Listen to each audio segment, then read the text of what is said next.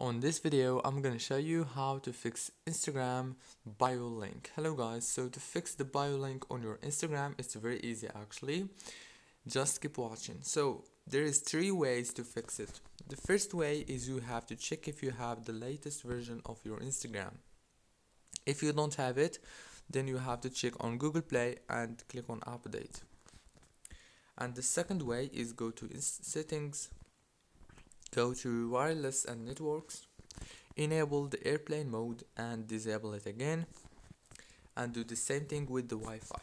That's the second way. The third way is you have to go to the apps manager, go to apps, go to Instagram, click on the force stop and go to the data usage. Make sure that all the data usage or the network access are enabled, and then go to the storage and click on clear data. That's it guys, and I have a bonus for you. The latest way is you have to restart your phone. Don't forget to like, subscribe.